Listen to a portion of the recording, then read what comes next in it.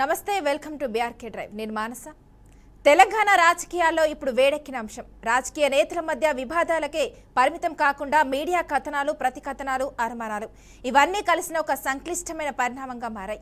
ఓ కొత్త పలుకు కథనం నైని బొక్కుకని దానిపై ఉప ముఖ్యమంత్రి బట్టి విక్రమార్క తీవ్ర స్థాయిలో స్పందించడం, అదే సమయంలో ముఖ్యమంత్రి రేవంత్ రెడ్డి జాగ్రత్తగా వ్యవహరించడం ఇవన్నీ కలిసి రాజకీయ మీడియా వర్గాల్లో చర్చనీయాంశంగా మారాయి. ఇది వ్యక్తిగత విమర్శల లేదా రాజకీయ బాధ్యతలపై లేవనెత్తిన ప్రశ్నల, మీడియా కథనాల వెనుక రాజకీయ హస్తం ఉందన్న అనుమానాలేనా, లేదా అంత అర్థం తప్పుగా మారిన కమ్యూనికేషన్ ఫెయిల్యూరా?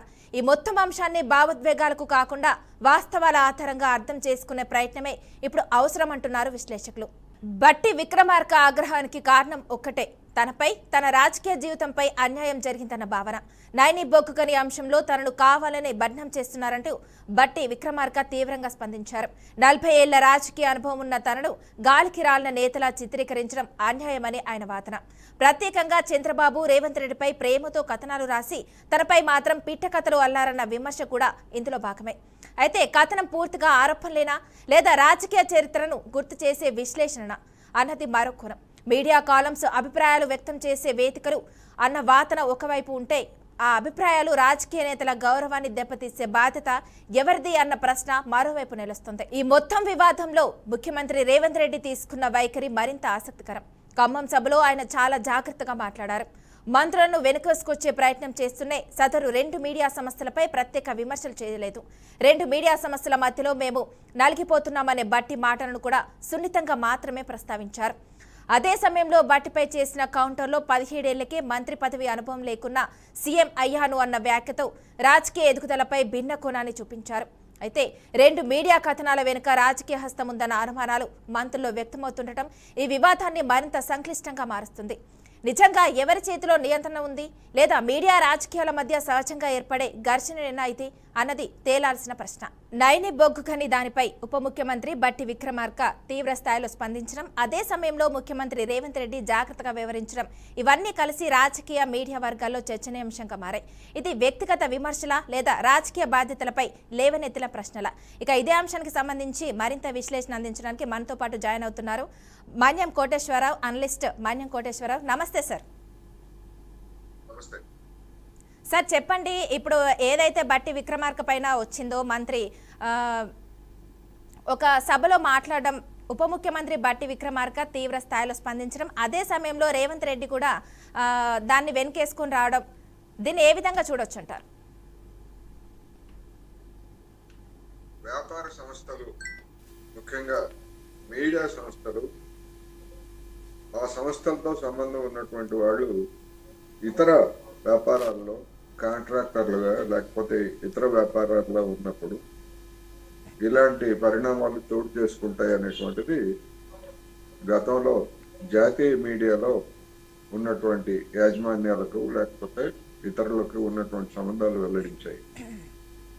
బహుశా మొట్టమొదటిసారిగా తెలుగు మీడియా రంగంలో ఒక ఛానల్కు సంబంధించినటువంటి యాజమాన్యం వారి బంధువులకు సంబంధించినటువంటి కంపెనీ వ్యవహారంలో ఇది ఈ విధంగా రాష్ట్ర ప్రజల ముందుకు లేదా దేశం మొత్తం ఆకర్షించే విధంగా జరిగినటువంటి మొట్టమొదటి పరిణామంగా నాకైతే అనిపిస్తూ ఉంది.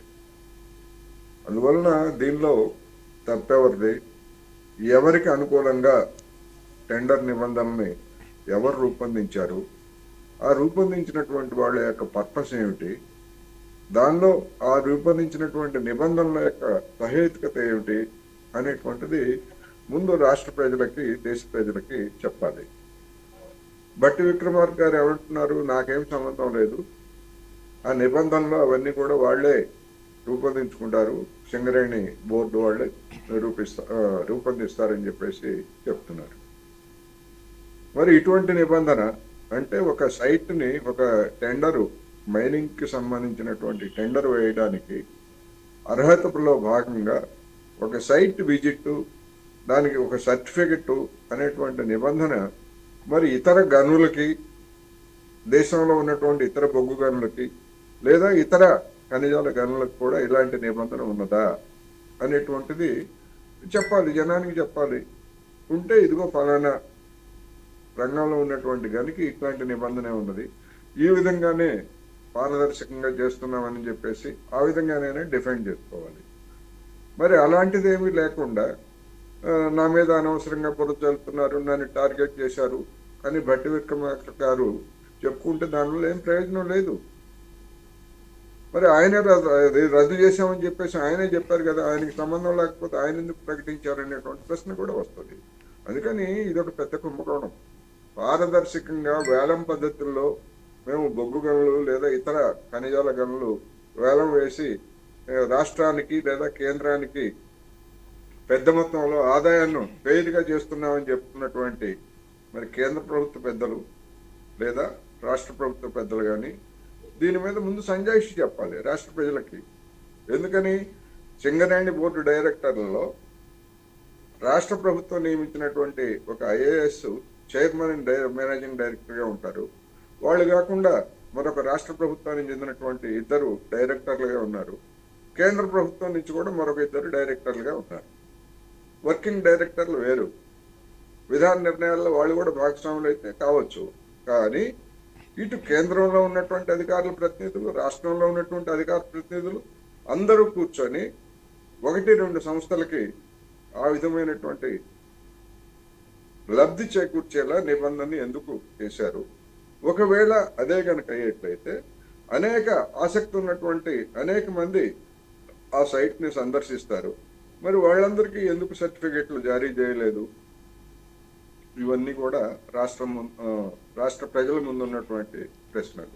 అందుకని వీటికి సమాధానం చెప్పకుండా, వాటిలో ఉన్నటువంటి హేతుబద్ధత ఏమిటనేటువంటిది చెప్పకుండా ముఖ్యమంత్రి కానీ లేదా ఉప ముఖ్యమంత్రిగా ఉన్నటువంటి వాళ్ళు కానీ వ్యవహరించడం అనేది నిజంగానే ఆశ్చర్యకరం. దీని వెనకాల వాళ్ళకి పరోక్షంగా బాధ్యత కూడా ఉంటుంది. బాధ్యత నుంచి తప్పించుకోలేరు. 2 మీడియా సంస్థల మధ్య మేము నలిగిపోతున్నామని చెప్పేసి రేవంత్ రెడ్డి గారు మాట్లాడటం అంటే దాని అర్థం ఏంటి? బాధ్యత నుంచి తప్పించుకోవటం. 2 మీడియా సంస్థలు ఏం కొట్టుకుంటాయి లేదా ఇంకొక మీడియా సంస్థ ఏమొస్తుంది ఏమిటి అనేటువంటిది అది మీడియా సంస్థలు వాళ్ళు తేల్చుకుంటారు. మీ బాధ్యత ఏమిటి?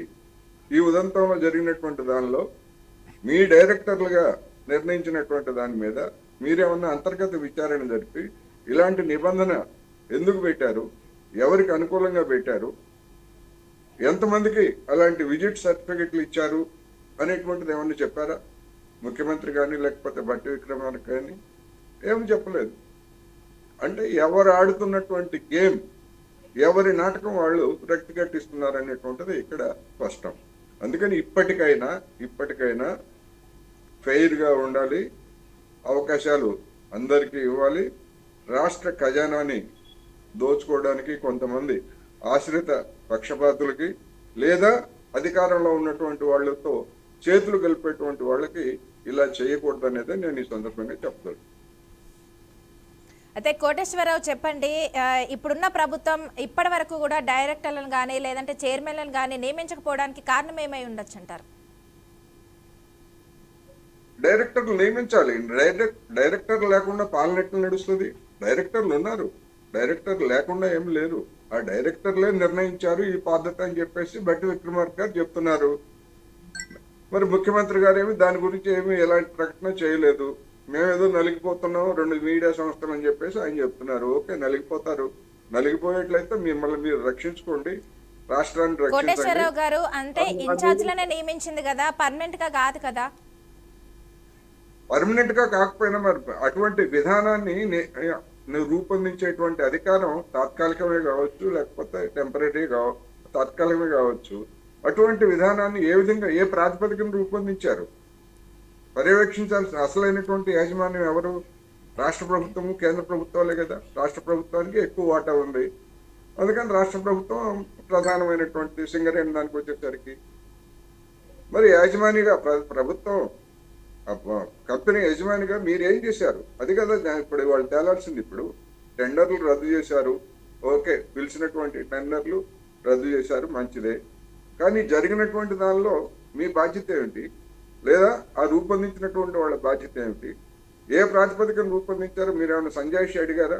ఆ డైరెక్టర్లుగా ఉన్నటువంటి వాళ్ళని ఎందుకు అడగలేదు? ఇది సమస్య. కోటేశ్వరరావు గారు చెప్పండి, 40 ఏళ్ల రాజకీయ అనుభవం ఉన్న నేతపై వచ్చిన కథనాన్ని అంత ఈజీగా బదనం ప్రయత్నంగా కొట్టిపారేయవచ్చంటారా?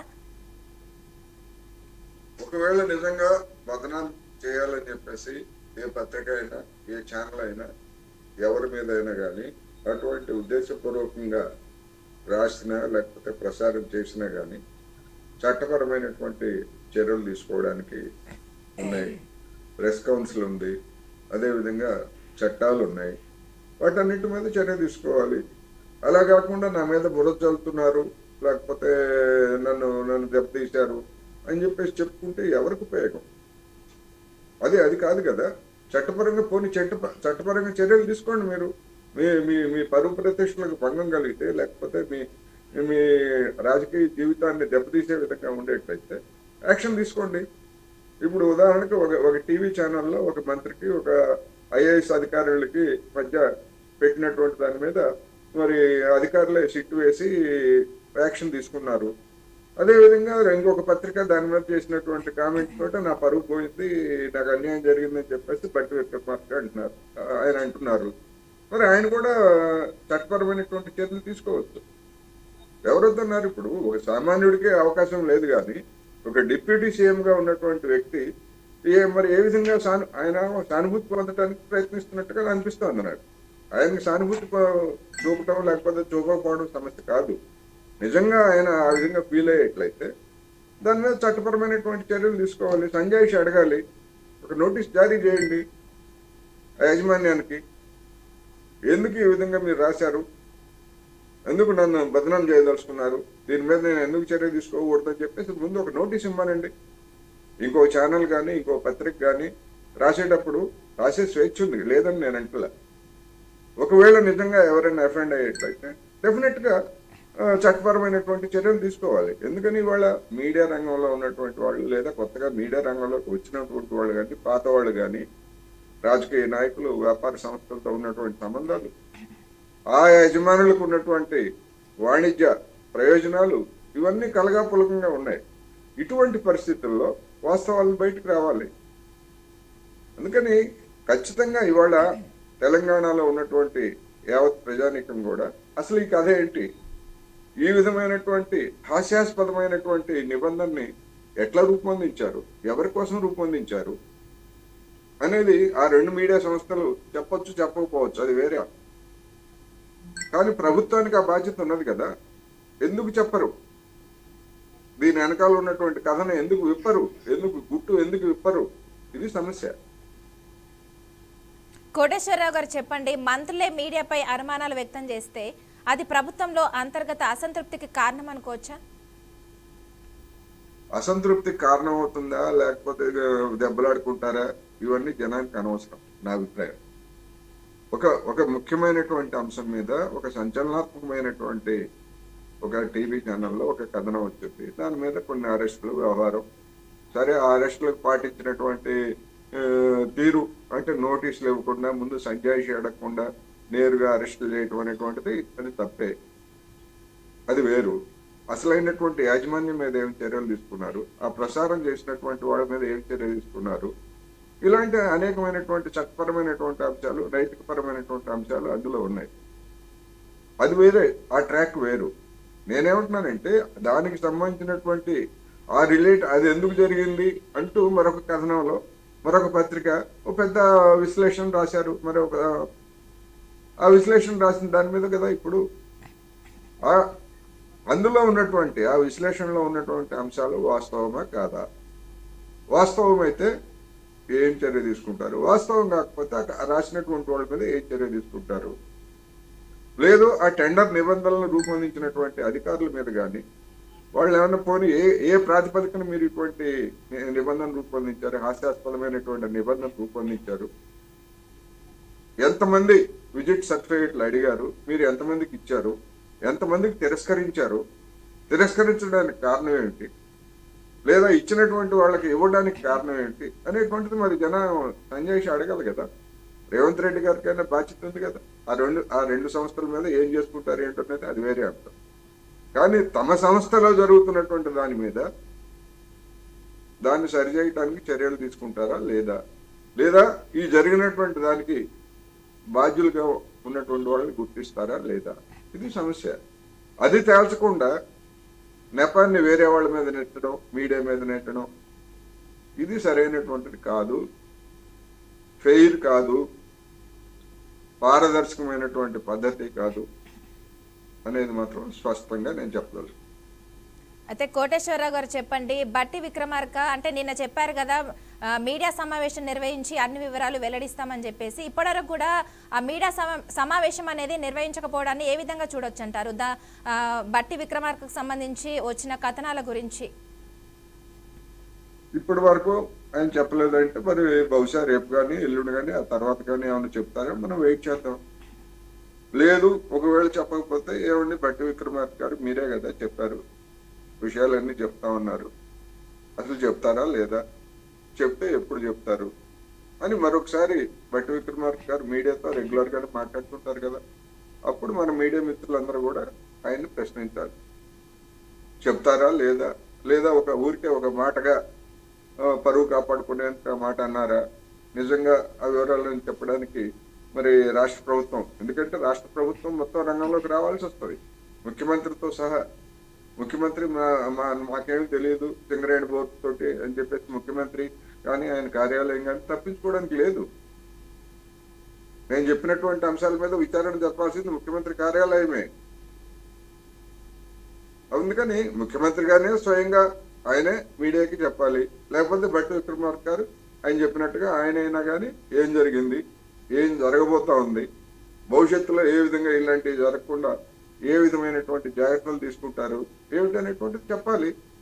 చెప్పకపోయేట్లయితే సంథింగ్ ఈజ్ రాంగ్, ఏదో తెర వెనకాల ఏదో జరుగుతూ ఉంది అని అనుకోవడానికి అవకాశం ఉంటుంది, ఎవరైనా ఆరోపించడానికి కూడా అవకాశం ఉంటుంది. అలాంటి అవకాశం ఇవ్వద్దు. మీ మీద పడినటువంటి మచ్చని మీరు తుడిచేసుకోండి, స్వచ్ఛంగా బయటికి రండి, ఇదే నేను చెప్పదలుచుకుంది. బట్టి విక్రమార్క గారు కావచ్చు, రేవంత్ రెడ్డి గారు కావచ్చు, మరొక మంత్రి మరొకరు ఎవరైనా కావచ్చు. అయితే కోటేశ్వరరావు చెప్పండి, ఈ వివాదంలో రేవంత్ రెడ్డి జాగ్రత్తగా మాట్లాడిండ్రు కదా, నాయకత్వ పరిణతి అనాలా లేదంటే రాజకీయ లెక్కలు అనాలా దీన్ని? ఇప్పటికైతే ఇమ్మీడియట్ గా తన బాధ్యతని సరిగ్గా నిర్వహించలేదని అనుకోవాలి. ఎందుకంటే అది అంత చిన్న విషయం కాదు. ఇప్పుడు రెండు మీడియా సంస్థల మధ్య మేము నలిగిపోతున్నాము, ఎవరు నలిగిపోమన్నారు మిమ్మల్ని? నిజంగా మీరు నలిగిపోయేట్లయితే జరిగింది ఏమిటో మీరు చెప్పండి, ఆ రెండు మీడియా సంస్థల సంగతి తేల్చండి. అనేక కేసులు పెడుతున్నారు కదా సోషల్ మీడియాలో, పోస్టులు పెట్టినందుకో లేకపోతే ఇంకో దానికో కేసులు పెట్టి అందరినీ సంజాషీలు అడుగుతున్నారు, ఇవన్నీ అడుగుతున్నారు కదా. మరి ఇది ఈ ఉదంతం అనేటువంటిది మొత్తం యావత్ రాష్ట్ర ప్రభుత్వానికే మచ్చ. రేవంత్ రెడ్డి గారికి మరి ఆ మచ్చ రేవంత్ రెడ్డి గారికి అంటకుండా ఎలా ఉంటుంది ముఖ్యమంత్రిగా? అంటే ఆయన ముఖ్యమంత్రిగా ఉన్నటువంటి పాలనలో ఒక ప్రధానమైనటువంటి కంపెనీలో ఆయనకి తెలియకుండా ఏమీ తెలియకుండా ఇదంతా జరుగుతుందా? ఎవరన్నా నమ్ముతారా? ఆయనకి ఏమి తెలియకుండా ఇదంతా జరిగింది ఈ కథ అంటే దాని అర్థం ఏంటి? ఒకవేళ నిజమే అయితే ఆయనకి పాలన మీద పట్టు లేదు అని అనుకోవాల్సి వస్తుంది. మరి దానికి అంగీకరిస్తారా? మీకు పాలన మీద పట్టు లేదని ఎవరైనా విమర్శిస్తే రేవంత్ రెడ్డి గారు అంగీకరిస్తారా? అందుకని అనేక విషయాలు ఇవి దీని మీద మరింతగా చర్చ జరగకముందే, లేకపోతే ఇలాంటి సందేహాలు వెల్లడి కాకముందే ఫెయిర్గా ప్రభుత్వం దాని మీద రాష్ట్ర ప్రజలకి వివరణ ఇవ్వాలి. లేకపోయేట్లయితే ఎవరికి తోచింది వాళ్ళు అనుకోవడానికి ఆస్కారం ఉంటుంది.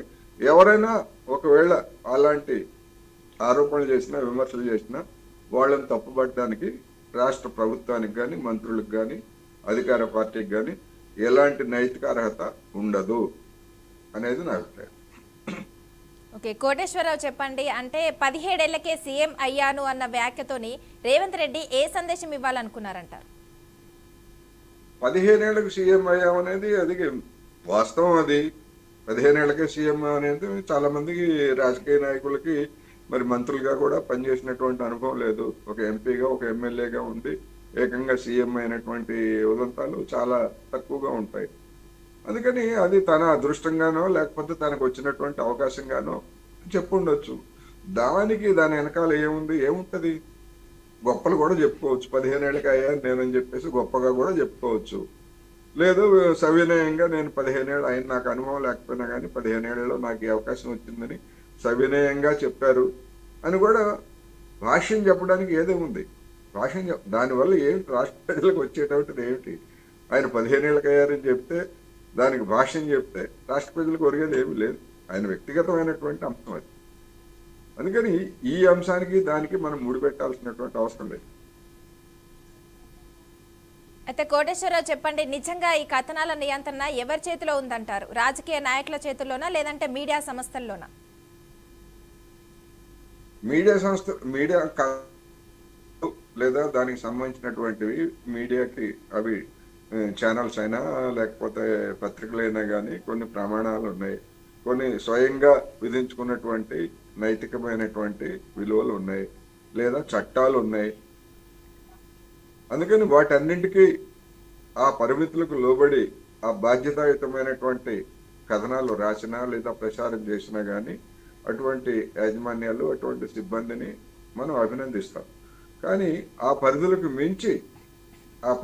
మించి ఆధారం లేకుండానో లేకపోతే కొంతమంది వ్యక్తిత్వాన్ని హననం చేసే విధంగానో చేసేట్లయితే అది పత్రికా స్వేచ్ఛ అని కొంతమంది అనుకోవచ్చు, కొంతమంది కాదని కూడా చెప్పచ్చు. అది హద్దులు మీరితే చట్టపరమైనటువంటి అంశాలకు భిన్నంగా ఉంటే కోర్టు కేసుల దాకా వెళ్తుంది. అందుకని నిర్దిష్టంగా ఇదే పత్రికా స్వేచ్ఛ ఇది కాదు అని చెప్పడానికి అనేకమైనటువంటి అంశాలు దానిలో ఇమిడి ఉన్నాయి. అందుకని నియంత్రణ అనేటువంటిది ప్రధానంగా యాజమాన్యాల మీదనే ఉంటుంది. యాజమాన్యాలే ఫలానా కంపెనీలు ఏ ఉత్పత్తి చేయాలి అనేటువంటిది పారిశ్రామిక సంస్థల్లో యాజమాన్యాలు కదా నిర్ణయించేది. అదేవిధంగా మీడియాలో కూడా ఏ భావాలకి మనం ప్రాతినిధ్యం వహించాలి, ఏ భావాలను మనం ముందుకు తీసుకెళ్ళాలి కొన్ని సంస్థలు ఉంటాయి. మతపరమైనటువంటి ఉద్రేకాన్ని రెచ్చగొట్టడమే వాటి పని. ఎవరు చేస్తారు? యజమానులకు తెలియకుండా పనిచేసే ఆ సంస్థలో పనిచేసేటువంటి ఎడిటర్లు ఇబ్బంది కానీ చేస్తారా? సమస్య లేదు. అందుకని ఏ ఏ ఏ సంస్థ అయినా కానీ, బీఆర్కే న్యూస్ అయినా లేకపోతే ఇంకోటైనా కానీ యాజమాన్యం యొక్క డైరెక్షన్స్ అనుగుణంగానే యాజమాన్యం యొక్క ప్రయోజనాలకు అనుగుణంగానే పనిచేస్తాయి. అయితే మీడియా రంగం అనేటువంటి దానికి వచ్చేసరికి వేరే ఒక ఫ్యాక్టరీ అనుకోండి, ఒక సబ్బుల ఫ్యాక్టరీ అనుకోండి, లిరిల్ సబ్బే తయారు చేస్తాడు, లేకపోతే లైఫ్ బాయే తయారు చేస్తాడు. లైఫ్ బాయ్ అమ్ముడు పోకపోతే లిరిల్ కాకపోతే ఇంకోటి చేస్తాడు. అందుకని మీడియాకు వచ్చేసరికి ఉండేటువంటి పరిస్థితులు భిన్నంగా ఉంటాయి. ఒక వస్తువులను ఉత్పత్తి చేసేటువంటి పరిశ్రమలు వ్యవహరించడం వేరు. అందుకని నియంత్రణ అనేటువంటిది ఖచ్చితంగా ఎడిటర్ల నియంత్రణలోనే ఉండాలి. కానీ ఇవాళ మీడియా సంస్థలు, అది ఏ సంస్థ అయినా కానీ ఎడిటర్ల నియంత్రణ అనేటువంటిది పైకి చెప్పుకోవడానికి తప్ప అత్యధిక సందర్భాల్లో యజమానుల యొక్క ఆదేశాలు లేదా వాళ్ళ మార్గదర్శకాలకు అనుగుణంగానే నడుస్తున్నాయి. సంపాదకులు కూడా వాళ్ళ పరిధుల్ని కుదించుకొని చేసుకోవాల్సి వస్తూ ఉంది అనేది వాస్తవం. ఓకే కోటేశ్వరరావు గారు, మీ విశ్లేషణ అందించినందుకు థ్యాంక్ యూ సో మచ్. నమస్తే. తెలంగాణ రాజకీయాల్లో నైని బొగ్గుకని చుట్టూ రేగిన ఈ వివాదం వ్యక్తిగత విమర్శలకే పరిమితం కాదు. ఇది రాజకీయ బాధ్యత, మీడియా స్వేచ్ఛ మరియు నాయకత్వ సమతుల్యతకు సంబంధించిన పెద్ద ప్రశ్నలను లేవనెత్తుతుంది. భావోద్వేగాలకు కాదు, ఆరోపణలకు కాదు, వాస్తవాలకు బాధ్యతలకు మాత్రమే చోటిచ్చే చర్చే ఈ వివాదానికి నిజమైన ముగింపు ఇవ్వగలదు. ఎవరు బాధ్యత వహించాలి, ఎవరు సమాధానం చెప్పాలి అన్నది కాలమే కాదు, ప్రజలే తేల్చాలి. ఇది ఇవాల్టి బీఆర్కే ఇన్ డెప్త్. చూస్తూనే ఉండండి బీఆర్కే న్యూస్, తెలుగుడి సత్తా.